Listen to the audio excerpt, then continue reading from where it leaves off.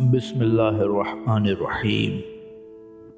ایک مرتبہ حضرت داؤد علیہ السلام نے خدا سے مناجات کرتے ہوئے عرض کیا، پروردگار، تو نے جسے جنت میں میرا رفیق بنایا ہے مجھے اس کا دیدار کرا۔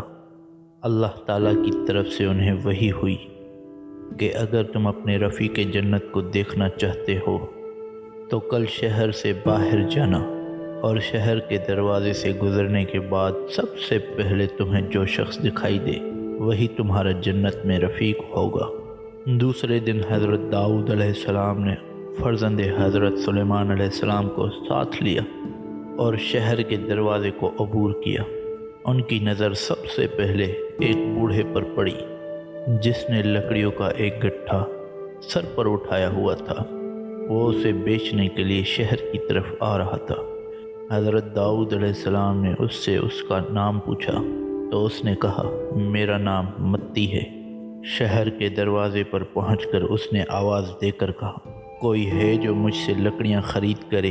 آخرکار ایک شخص آیا اور اس نے اس سے لکڑیاں خرید لیں۔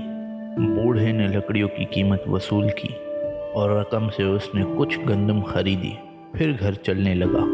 حضرت داؤد علیہ السلام نے اس سے کہا، بزرگوار، کیا آپ ہمیں اپنا مہمان بنانا پسند کریں گے؟ بوڑھے نے کہا، سر آنکھوں پر مہمان اللہ کا پیارا ہوتا ہے۔ بوڑھا باپ بیٹے کو ساتھ لے کر آیا اور اس نے گندم کو چکی میں پیس کر آٹا بنایا۔ پھر آٹا گوندھ کر اس نے 3 روٹیاں پکائیں اور اپنے مہمانوں کے سامنے پیش کی۔ حضرت داؤد علیہ السلام نے اصرار کیا کہ تم بھی ہمارے ساتھ کھانا کھاؤ۔ چنانچہ وہ بوڑھا بھی ان کے ساتھ بیٹھ گیا اور کھانا کھانے لگا۔ وہ ہر لقمہ توڑتے وقت بسم اللہ کہتا اور لقمہ نکلتے وقت الحمدللہ کہتا رہا۔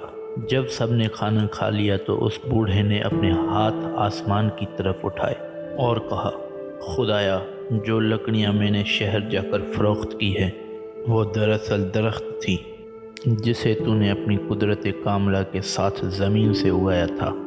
پھر تو نے اس درخت کو خشک کیا اور تو نے مجھے اتنی قوت عطا کی کہ میں لکڑیاں کاٹ سکوں، اور تو نے ہی شہر میں ان کا گاہک میرے پاس بھیجا، اور تو نے شہر میں گندم رکھوائی ہوئی تھی جسے میں نے خریدا۔ اس گندم کو تو نے اگایا تھا۔ پھر تو نے مجھے ایسے وسائل عطا کیے جن سے میں نے گندم کو آٹے میں تبدیل کیا اور روٹی پکائی۔ اس سارے چکر میں بھلا میں نے کیا کیا ہے؟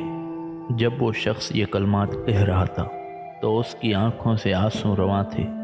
جب حضرت داؤد علیہ السلام نے اس کی اس قدردانی کو دیکھا تو آپ نے اپنے فرزند سلیمان علیہ السلام کو دیکھا اور آنکھوں میں ان سے کہا، نور چشم، نعمت کی قدردانی کی وجہ سے خدا نے اس شخص کو انبیاء کا رفیق بنایا ہے۔ اگر آپ کو ہماری یہ ویڈیو اچھی لگی ہو تو ہمارے اس چینل کو سبسکرائب ضرور کریں اور بیل آئیکن کے بٹن کو دبانا نہ بھولیے گا تاکہ ہماری ہر نئی آنے والی ویڈیوز کا آپ کو نوٹیفیکیشن ملتا رہے۔ اور ہاں، ویڈیو کو لائک، شیئر، کمنٹ کیے بغیر کہیں نہ جائیے گا۔ اللہ حافظ۔